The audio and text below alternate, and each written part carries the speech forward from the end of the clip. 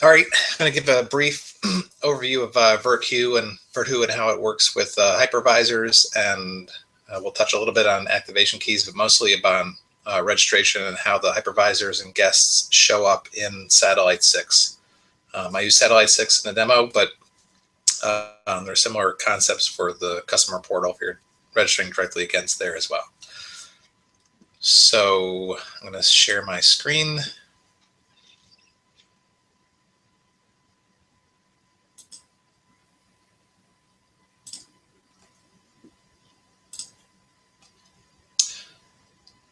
All right, so what you need to know about virt-who, and I make my little reference to Abbott and Costello, could be the Three Stooges. By myself, Thomas McKay. You can find me on internal IRC or external IRC, or Thomas McKay at redhat.com. All right, so here's our topology.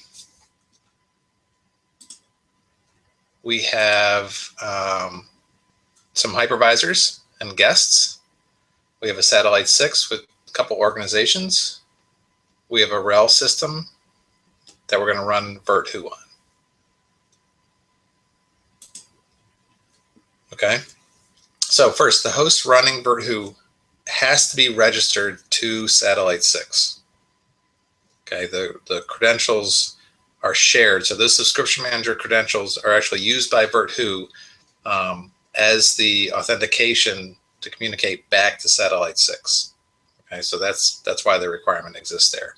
An organization does matter. So where you register your RHEL system does impact virt-who and its behavior with its hypervisors. Okay. All right, so I'll insert little frequently asked questions and mistakes here. I'm sure I'm not going to hit them all, but I can always add more comments to the end of the video if more come up and we can check them there. So, common thing, virt-who host is not registered to Satellite 6 server. So you mistakenly fired up a RHEL server, sorry, a RHEL system, and by default it registers, it's set up to register back to the customer portal. You probably do that, you yum update everything, you might yum install virt-who, then you forget that you need to point it to the Satellite 6 server. You go ahead and run virt-who. At that point, virt-who is going to send all of its hypervisor and guest information back to the customer portal, not the Satellite 6. All right. Also common questions. Yes, virt-who may be run on the same server as Satellite 6. Okay, but again, going back to the first one, that means that the Satellite 6 server itself must be registered to itself. I know that's sort of a little nested loop there, but it's not uncommon. Once you have your Satellite 6 server set up, you've yum installed it, you then can register it to itself, and at that point, you can begin syncing content, the Satellite 6 content and errata down to Satellite 6, and it can update itself.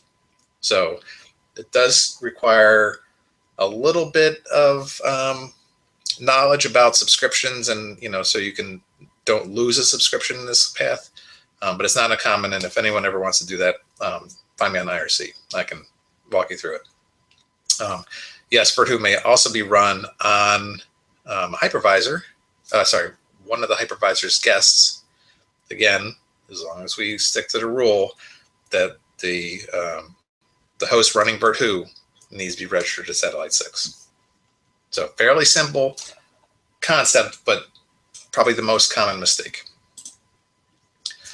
All right, so we're going to run virt-who.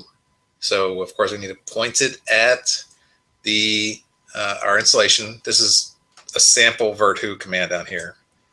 I should go back. Hold on. Let's go back here. Okay. This is a subscription manager command. Again, make sure that your organization environment, lifecycle environment is not as important, but the organization is critical here when running subscription manager on the host. Okay. So we saw back there, virt-who has arguments. You can either do this in the virt-who config file, or if you're running it directly on the command line, which can be handy. So the owner corresponds to the concept of an organization in Satellite 6. All right, so it's very important that the owner and environment, they must match the organization and lifecycle environment of the RHEL host running virt-who. So there's an upcoming errata. I hope if it's not errata, it'll be there by 6.1, that effectively ignores the owner and environment that virt-who tries to send up. But your safest bet is stick to the rule. Owner and environment must be the same for virt-who as the RHEL host. Okay, you do that, everything's good. So once I've run this, I could then go to Satellite 6 and look in the content hosts, and you will see all of the hypervisors that virt-who can see listed here. They'll be put into the environment. Content view is not, environment content view are not significant to hypervisors because they themselves don't actually have content.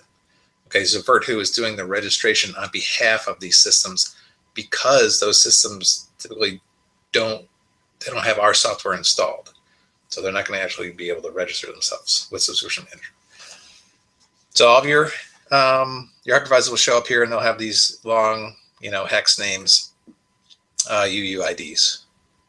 You can rename them actually, which can be handy. So I could rename this to HV1 or Hypervisor 1 or whatever. That does work. Okay. Common mistakes. My hypervisors aren't showing up. Okay, the organization specified to virt-who does not match the organization of the RHEL host running virt-who. So again, with the errata that's going to come out, you could put whatever you want on the RevM owner line, and it doesn't matter. Wherever your RHEL host is registered, that organization, that's where your hypervisor is going to end up. So again, stick to the rule, you'll be good. Very useful options for virt-who are --debug and --one-shot. So most commonly, virt-who is run as a daemon. So it's run in the background process, and it runs, I think by default, every 4 hours. Okay, we'll come back to that. But during your setup, especially if you're first time on site, you want to sort of see what's going on. It's very handy to run with this --debug will spit out all this information.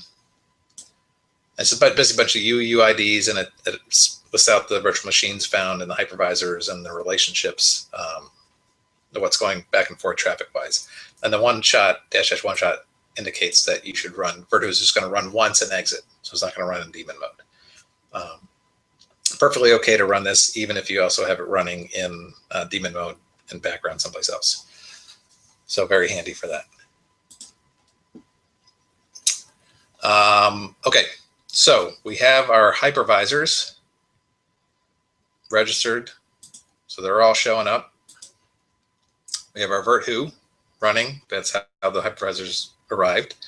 So virt-who sends up the guests with a UUID. Okay, and that allows Candlepin to make the association when a guest registers itself. It passes up a fact virt.uuid. That's what we see in the output there. And so Candlepin can make the association of this incoming registration and know that it is a guest of a hypervisor. Okay. Again, virt-who can only point at one organization. That's the organization that it's running, the RHEL system it's running on is registered to. Okay, all those hypervisors are going to end up in that organization. The guests, if they end up in a different organization, they are not going to be associated. So all the guests that you want associated with the hypervisor need to be in the same organization. Okay, so here I'm registering a guest, so Subscription Manager register, org B, environment. Again, not necessarily important for the guest to host relationship, but just it's a required argument. Obviously, guests do have content. Okay, so if I've done this correctly, this is what you'll see in the Satellite 6 UI. Okay, so if I go to the content host for the hypervisor, again, this is the content host page. On the details tab, you'll see the basic information. There'll be a new bit of information here. Okay, virtual guests, and it'll list out the number of guests that this hypervisor has.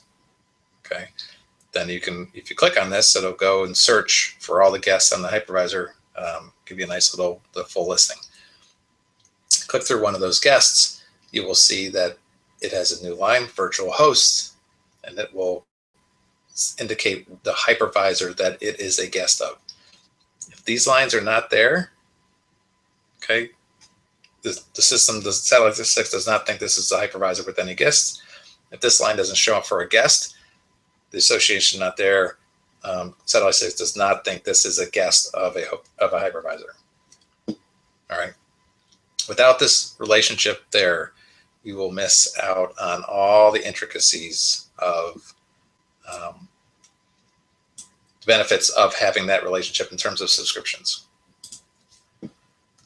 Okay, so guest is not showing relationship to the hypervisor. All right, it's like it's a VM.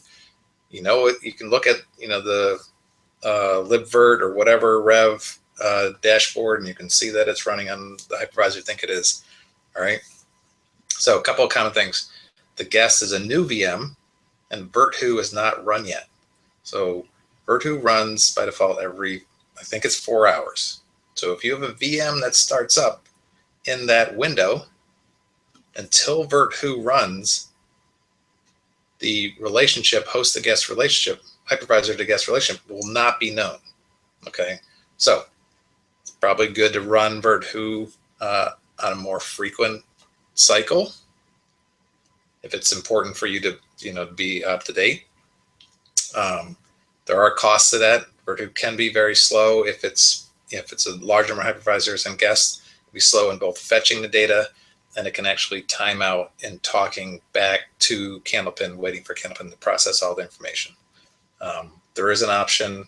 I think it's I wouldn't even say it's REST client something. Someone ping me on IRC and I'll try to track it down. So the other mistake. So this is not going to be uncommon. All right, in your situation. Again, virt-who -- one shot, it'll kick it off right away. And if after that the relationship's not there, then something else is wrong. All right. Another common thing is virt-who is again pointing to a different organization. So it's thinking that it's making all the guest relationships in an organization different than the guest itself is registered to. Another common question and mistake is a guest is not using the unlimited guest subscription. So when you have a virtual data center subscription, you sign it to a hypervisor, and that creates a new line item in Satellite 6, typically of, I'll say 0 of unlimited. If you have the data center subscription, there are other subscriptions that are, it says rel with up to 8 guests, for example.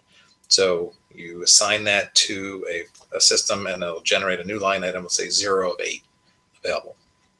But the relationship must be known via virt-who in order for that guest to be able to consume that unlimited guest subscription. So troubleshooting, see step 1. Go through all those. Next thing is that if you have multiple hypervisors, it can get a little confusing. It's sometimes not clear right off the bat which guest subscription you should be using. So you may inadvertently be using a guest subscription from a different hypervisor, and that is not applicable to the wrong hypervisor.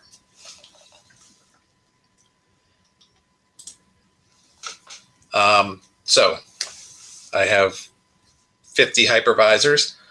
I don't want them all in one org. What can I do? All right, so the only solution you have is to run a second virt-who, or if you have 50 hypervisors and you want 50 organizations, you need to run 50 virt-whos. Downside of this, besides that you have to run 50 virt-whos, is that all 50 hypervisors will show up in all organizations that you have virt-who's pointing at. So in my case, I have organization A and B.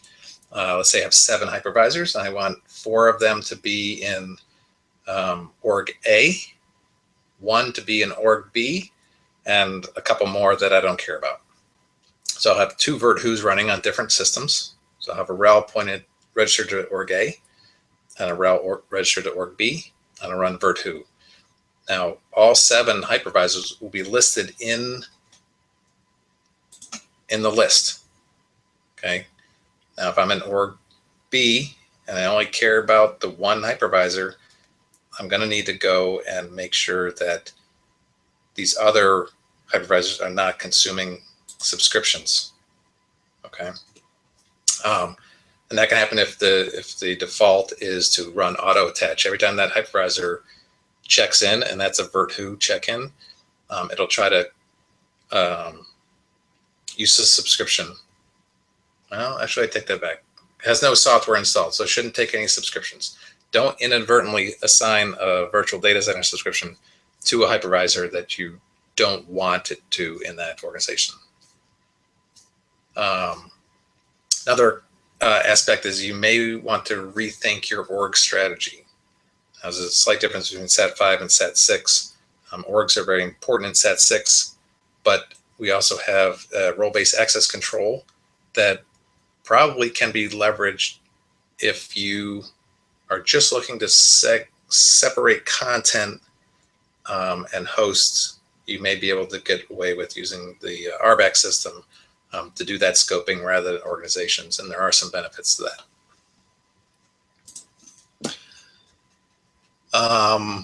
Okay, here's another common one. Activation keys. I put a guest subscription in an activation key, and I'm now provisioning systems, and I'm specifying the activation key. If a host gets provisioned on hypervisor A, but the subscription in that activation key is from hypervisor B, the registration will fail. So if you have 2 hypervisors, you're going to need 2 activation keys for its guests, 2 separate activation keys for its guests. You cannot, at this point, put two guest subscription types in the same key. Now, this restriction is being eased for the next release of Satellite 6, but for now, just make sure you do divide up your activation keys per hypervisor. And I think that is it. Pretty simple, right? Yeah, even I made some mistakes during the presentation. Again, ping me on IRC. Don't struggle too long with this this topic. There's lots of people running into the same problems you are, and everyone's sort of getting up to speed on it. So